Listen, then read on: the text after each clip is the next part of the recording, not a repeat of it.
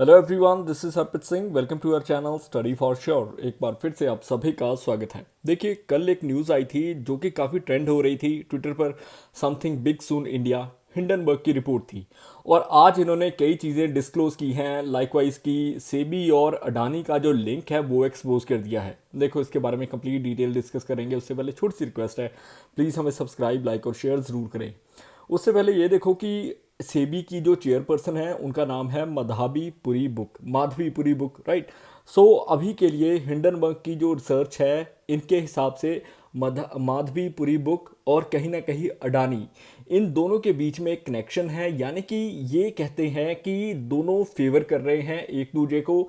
और जिसका मतलब कहीं ना कहीं अडानीज को फ़ायदा हो रहा है। और ये जो मैनिपुलेशन करते हैं स्टॉक्स की, ये अडानी अभी के लिए काफ़ी ज़्यादा कर चुके हैं। देखो, इसके बारे में खुलासा लास्ट ईयर भी किया गया था। SEBI security exchange board of India, जो कि एक एग्जेक्टिव बॉडी थी, 1988 में लाई गई। बाद में इसको 1992 में लॉ लेकर आए गए, सेबी एक्ट 1992 का, जिसके तहत इसको स्टैट्यूटरी बॉडी बना दिया गया। अभी के लिए सेबी की जो चेयरमैन है सिंस 2017, वो है माधवीपुरी बुक। अभी इनका जो बैकग्राउंड है वो काफ़ी एनहेंस्ड है। देखो, कॉन्वेंट स्कूल से पढ़ी हुई हैं, ग्रेजुएट की है स्टीफन्स कॉलेज से। और बेसिकली मैथमेटिक्स इनकी स्पेशलाइजेशन है। वहीं पर आईआईएम अहमदाबाद से ये समझो कि अपनी जो एमबीए है वो कर चुकी हैं। बेसिकली आईआईएम की एल्यूमिनाई हैं ये। और देखो, हिंडनबर्ग रिसर्च ने कल एक मैसेज रिफ्लेक्ट किया था, समथिंग बिग सून इंडिया, जिसको 9.9 मिलियन व्यूज़ मिले। और हिंडनबर्ग रिसर्च को 2017 में फाउंड किया गया था नेथन एंडरसन के द्वारा। आप उनकी तस्वीर देख रहे हो, हेडक्वार्टर न्यूयॉर्क में है। लाइकवाइज पेंडोरा पेपर्स की तरह ये काम करता है। पेंडोरा पेपर्स जो कि ऑफिशियली समझो कि जैसे विकीलीक्स काम करता है, कुछ खुफिया इंफॉर्मेशन बाहर लानी या फिर कुछ चार्जेस हैं उनके बारे में डिटेल खंगालनी। So something like that, journalist जैसे करते हैं, राइट। शॉर्ट सेलर है और यूएस बेस्ड है। बेसिकली इन्होंने साफ साफ बोला है कि कहीं ना कहीं माधवीपुरी बुक का लिंक जो है वो जो अडानीज हैं उनके साथ जोड़ा गया है। और कहीं ना कहीं अडानीज भी इनको सपोर्ट करते हैं। अभी देखो, इनका डायरेक्ट लिंक है नहीं, इनके जो हस्बैंड हैं, ये इनके हस्बैंड हैं। इनका जो हस्बैंड है उसका जो कंपनी है, वो जिस कंपनी में समझो कि इन्वेस्ट कर रहे हैं या फिर जिस कंपनी के साथ उनके लिंक है, वो अडानीज की ही फर्म है। और देखो, स्पेशली इंडिया टुडे ने इस चीज़ के बारे में भी लिखा है कि अडानी स्कैंडल के केस में जो सेबी की चेयरपर्सन है वो फंस चुकी हैं। अलेज किया है हिंडनबर्ग ने, जो कि इनके जो कॉन्फिडेंस है, अडानी ग्रुप का जो कॉन्फिडेंस है वो कहीं ना कहीं बढ़ रहा है सेबी की वजह से, राइट। और तो और जो माधवीपुरी बुक है कहीं ना कहीं सपोर्ट कर रही हैं अडानीज की फर्म्स को इनडायरेक्ट वेज में। यूएसए बेस्ड ये जो शॉर्ट सेलर था, यानी कि ये जो हिंडनबर्ग की रिसर्च है, इन्होंने लास्ट ईयर भी कुछ रिपोर्ट पब्लिश की थी जहां पर बोला कि थर्ड रिचेस्ट मैन जो वर्ल्ड के हैं, ये एक लार्जेस्ट कौन है कॉरपोरेट हिस्ट्री के। जिसके बारे में देखो बाद में कई न्यूज़ आई, इनकी तरफ से भी काफ़ी चीज़ें हुई। सुप्रीम कोर्ट ने एक कमेटी बिठाई जो कि सेबी के तहत रिपोर्ट लेगी। सेबी ने कहा कि ऐसा कुछ नहीं है, सुप्रीम कोर्ट ने इनको फ्री कर दिया, बरी कर दिया, right. So what ever the charges, वो समझो कि एक तरीके से नेग्लेक्ट कर दिए गए। राइट नाउ हिंडनबर्ग की रिसर्च और आगे बढ़ती है। इन्होंने देखा कि इनके जो लिंक हैं वो तो सेबी की चेयरपर्सन के जो हस्बैंड हैं उनके साथ भी हैं। यानी कि कहीं ना कहीं गवर्नमेंट की जो फर्म है और वहीं पर जो अडानीज हैं, ये कहीं ना कहीं अपने आप को एक समझो कि वेब बनाया हुआ है, नेक्सस बनाया हुआ है, जिसके तहत ये एक दूसरे को सपोर्ट करते हैं। दैट इज़ द रीज़न कि अडानीज के ऊपर चार्जेस कोई भी सत्य नहीं हो पा रहे। लाइकवाइज देखो, अपोजिशन भी इस चीज़ के बारे में रिवील करता रहा है। वहीं पर कई डॉक्यूमेंट्स रिवील किए गए, कई ऑफशोर एंटिटीज़ के बारे में बात की गई। और देखो, अभी के लिए मॉरिशस फंड्स का जिक्र हो रहा है, बर्मुडा फंड्स का जिक्र हो रहा है। मैनिपुलेशन की जा रही है गौतम अडानी और विनोद अडानी, जो इनके बड़े भाई हैं, उनके द्वारा। क्योंकि कुछ बेसिकली जो कंपनीज के साथ इनके लिंक हैं वो विनोद अडानी की हैं और कुछ शेल कंपनीज इन्होंने क्रिएट की हुई हैं। राइट नाउ बर्मुडा का इशू, मॉरिशस में जो कंपनीज हैं उनका इशू, या फिर जो टैक्स हेवन कंट्रीज हैं, वो कहीं ना कहीं इस चीज़ में संदिग्ध हैं। और देखो, ये जो जाल है ना, घूम फिर कर अडानीज के पास ही आता है। यानी कि जहां से शुरू हो रहा है वहीं पर ख़त्म हो रहा है।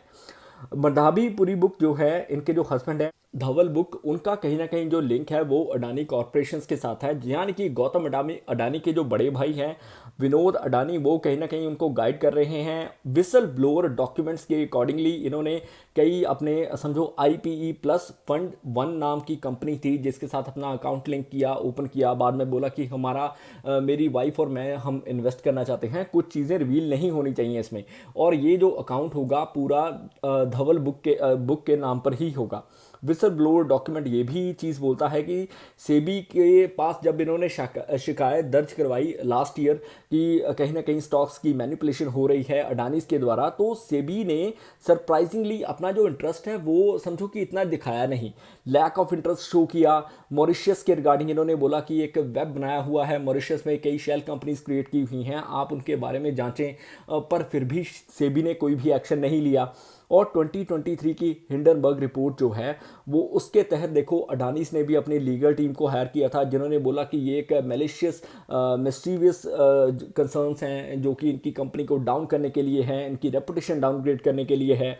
बट द फैक्ट इज कि $150 बिलियन के करीब इन्होंने अपनी कांग्लोमेरेट जो स्टॉक्स हैं वो समझो कि मैनिपुलेट किए थे, अपनी शेल कंपनीज में इन्वेस्ट किए खुद के लिए और कहा कि ये पब्लिक इन्वेस्टमेंट है, बाद में वही चीज़ अपनी कंपनीज में इंक्लूड कर ली, something like that. Organised crime and corruption reporting जो प्रोजेक्ट है ये एक समझो कि इन्होंने डिटेल डॉक्यूमेंट निकाले थे 2023 में, शेयर किए थे गार्डियन के साथ, फाइनेंशियल टाइम्स के साथ, जहां पर स्टॉक की मैनिपुलेशन के बारे में बताया गया था। 4 अडानी कंपनीज इसमें इन्वॉल्व थी। कहीं ना कहीं मोदी जी का भी लिंक आ रहा था कि मिडल ईस्ट आई जो एक न्यूज़ एजेंसी है उन्होंने भी इस चीज़ के बारे में बोला था कि India's Adani used shell company middle man to manipulate own stocks, यानी कि अपने जो स्टॉक्स हैं उनको मैनिपुलेट कर रही है मिडल मैन के द्वारा, जो कि संभवतः सही नहीं है और as per norms of SEBI ये चीज़ इलीगल है इंडिया में। और ये जो कंपनीज थी जैसे अडानी एंटरप्राइज, अडानी पोर्ट्स होगी या फिर अडानी ट्रांसमिशन, अडानी पावर होगी, ये 4 कंपनीज इनमें इन्वॉल्व थी और इनका जो लिंक है वो मोदी जी के साथ इसलिए जोड़ रहे हैं, द रीज़न बीइंग क्योंकि कुछ पिक्चर्स थी मोदी जी की अडानी के साथ वायरल हो रही थी। Somehow we don't know about that, but the fact is कि 2023 की जो एलिगेशन स्टोरी थी वो इस प्रकार थी कि एक पर्सन है चैंग चुंग लिंग जो कि ताइवान से बिलोंग करते हैं, वहीं पर नासिर अली, शहबाद अली, ये 2 पर्सन थे जिन्होंने 4 शेल कंपनीज क्रिएट की थी। शेल कंपनीज का मतलब होता है समझो कि आपके पास काफ़ी मनी है, उसको आप दिखाना नहीं चाहते या फिर टैक्स नहीं देना चाहते सरकार को, तो आप क्या करते हो, वो चीज़ को कहीं और इन्वेस्ट करते हो, मैनिपुलेशन करने के लिए कुछ कंपनीज क्रिएट करते हो, बाद में कंपनी में लॉसेस क्रिएट करते हो, उसके बाद उन फंड्स को घुमाकर अपनी कंपनी में ही दोबारा इन्वेस्ट कर लेते हो, something like that. So shell companies का यूज़ मनी लॉन्ड्रिंग के मामले में होता है, टैक्स इवेजन के मामले में होता है, एसेट प्रोटेक्शन के मामले में होता है, आप समझ रहे होंगे, राइट। सो अभी के लिए देखो कि ये जो 2 फॉरेन नेशनल्स थे, एक यूएई से था, एक ताइवान से था, इन्होंने 4 शेल कंपनीज क्रिएट की, इन्होंने फंड इन्वेस्टमेंट की ईएम रिसर्जेंट में, और बाद में जो मॉरिशस में इंडिया की एक नाम की कंपनी है उसमें इन्वेस्टमेंट की, फिर बाद में इन्होंने बरमुडा में टोटल इन्वेस्टमेंट फिर की उसके थ्रू, राइट। और उसके बाद देखो बरमुडा को इसलिए चुनते हैं क्योंकि कहीं ना कहीं देखो कॉर्पोरेट टैक्स एब्यूज़ के लिए अगर हम देखें ग्लोबली कुछ कंपनीज हैं जो कि टैक्स हेवन के नाम से जानी जाती हैं, जैसे ब्रिटिश वर्जिन आइलैंड हो गया, केमन हो गया, बरमुडा हो गया, स्विट्जरलैंड हो गया, राइट। सो बरमुडा उनमें से एक है। सो इन दोनों ने ईएम रिसर्जेंट में कहीं ना कहीं इमर्जिंग इंडिया फोकस फंड्स में अपनी इन्वेस्टमेंट की, बाद में इसके थ्रू ग्लोबल अपॉर्चुनिटी फंड में इन्वेस्ट करते हैं जो कि बरमुडा में है। और फिर देखो ये कहीं ना कहीं शेयर्स को मैनिपुलेट करके जो डेरिवेटिव्स हैं 4 अडानी कंपनीज में ये शेयर्स को डिवाइड कर दिया जाता है और कहा जाता है कि ये एक तरीके का पब्लिक कंपनी है और ये लीगल है। देखो आप अभी बोलोगे कि क्या इन्होंने इन्वेस्टमेंट करके ठीक किया था, आई मीन कोई भी इन्वेस्ट कर सकता है, इसका भी एक प्रोसीजर होता है। सेबी रूल्स के अकॉर्डिंगली 75 शेयर्स कंपनी होल्ड कर सकती है और 25 पब्लिक सेक्टर में यानी कि फ्री फ्लोट पर दर्ज किए जाते हैं। अभी यानी कि क्या हुआ कि कंपनी के जो शेयर्स हैं वो खुद कंपनी मैनिपुलेट कर सकती है, इनको बढ़ा सकती है आगे चलकर चाहे जितना मर्जी रिसेशन आए, क्योंकि वो है तो टोटल कंपनी के अंडर ही। सो इन्वेस्टर्स का कुछ है ही नहीं उसमें, तो बाहर के तो इन्वेस्टर्स ही नहीं हैं। सो ये एक तरीके की शेल कंपनीज थी जो ऑपरेट कर रहे थे नासिर अली और चैंग चुंग लिंग जो कि ताइवान के थे। अभी के लिए विनोद, ये जो पर्सन है इनका नाम है विनोद अडानी, ये गौतम अडानी के बड़े भाई हैं, इनका नाम भी इस चीज़ में आ रहा है। हिंडनबर्ग की रिपोर्ट में काफ़ी चीज़ें मेंशन की हुई हैं, और ये भी फाइनेंशियल टाइम्स ने एक बार बोला था कि अली और चैंग, इन दोनों ने तकरीबन इनकी चार में से तीन कंपनीज में 13% के करीब शेयर्स जो हैं वो लिए हुए हैं। जबकि इन दोनों ने समझो कहीं ना कहीं ये जो स्टॉक मैनिपुलेशन है उसमें इनका हाथ है, ऐसा भी बोला जाता है। और ये अपने आप को रियल पब्लिक मानते हैं, बट द फैक्ट इज कि ये है नहीं, यानी कि ये तो कंपनी की तरफ से ही ऑपरेट हो रहे हैं। राहुल गांधी ने भी इस चीज़ के बारे में काफ़ी चीज़ें बोली थी, और कुछ चीज़ें जो हैं वो अभी दिखाई दे रहा है कि हिंडनबर्ग जैसे रिसर्च कर रहा है, ये चीज़ें कंट्रोवर्शियल भी हैं, और कहीं ना कहीं ये जो चीज़ें हैं क्लियर होनी चाहिए, ताकि हमें क्लैरिटी हो कि आखिर चल क्या रहा है, राइट। स्टॉक्स की मैनिपुलेशन, टैक्स की इवेशन, जो कि बीजेपी जैसा बोलती है वैसा नहीं होना चाहिए, वो अगर हो रहा है तो डेफिनेटली गवर्नमेंट उसके लिए कुछ करे। अभी ये दोनों जो आदमी है ना, इन्होंने सेफ हेवन के तहत अपने जो भी चीज़ें थी वो यूएई में इन्वेस्ट की। यूएई में जो कंपनी बिलोंग करती थी वो भी विनोद की ही थी। 2010 में इन्होंने जो कंपनीज अपने नाम पर खरीदी थी दोनों ने, वो विनोद को ही बाद में इन्होंने ट्रांसफ़र कर दी। सो समझ रहे हो, पेंडोरा पेपर में इंडियन एक्सप्रेस ने इन्वेस्टिगेशन के दौरान ये चीज़ बोली थी कि कहीं ना कहीं ये जो भी लिंक्स हैं इंटरनेशनल, क्योंकि इन्वेस्टिगेशन हुई थी जर्नलिस्ट के द्वारा, और ये चीज़ें बोली गई थी कहीं ना कहीं ये जो इन्वॉल्वमेंट है ये गौतम अडानी से जुड़ी हुई है। और अभी के लिए ये जो दोनों हैं, सेबी की चेयरपर्सन और इनके जो हस्बैंड हैं, इन्होंने स्पेशली गौतम अडानी, जो विनोद अडानी की कंपनी के साथ ये जो लिंक है इनका सामने आया है। ये कहीं ना कहीं खुलासा करता है कि बरमूडा और मॉरिशस में जो फंड्स ऑपरेट हो रहे हैं शेल कंपनीज के थ्रू, जो कि हिंडनबर्ग रिसर्च ने रिवील किए हैं, वो कहीं ना कहीं टैक्स इविजन के चलते हो रहे हैं, जिसकी वजह से नुकसान जो है वो भारत की गवर्नमेंट को हो रहा है।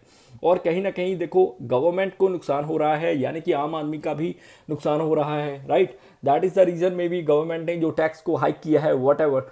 अभी द फैक्ट इज कि सेबी अडानी का जो लिंक है वो कब सामने आया, 2017 में इनकी जो अपॉइंटमेंट हुई थी उससे 2 हफ्ते पहले ही इनके जो हस्बैंड थे, इन्होंने समझो कि ये जो स्टॉक्स के रिगार्डिंग काम करना, या फिर कई चीज़ें जो खरीदने, ट्राइडेंट ट्रस्ट में अपनी जमा करवा दी, या यानी कि अपने अकाउंट्स वगैरह लिंक किए, डॉक्यूमेंट्स रिसीव किए, ये एक विसल ब्लोअर के द्वारा बोला गया है। और देखो, इन्होंने साफ साफ बोला कि ग्लोबल डायनामिक अपॉर्चुनिटी फंड में हम इन्वेस्ट करना चाहते हैं, मैं और मेरी वाइफ, बट इसमें सिर्फ एक सोल अथॉरिटी का नाम आएगा, वो मेरा आएगा, यानी कि जो धवल हैं, धवल ने बोला कि ये जो चीज़ें हैं ये मेरे द्वारा ही होंगी, मेरे द्वारा ही अकाउंट ऑपरेट किया जाएगा। लास्ट ईयर आपको याद होगा कि 2023 में सुप्रीम कोर्ट ने एक कमेटी बिठाई थी अडानीज के रिगार्डिंग, क्योंकि इनके जो शेयर्स थे, स्टॉक मैनिपुलेशन की बात हुई थी, तब देखो सेबी ने इनको क्लीन चिट दे दी थी।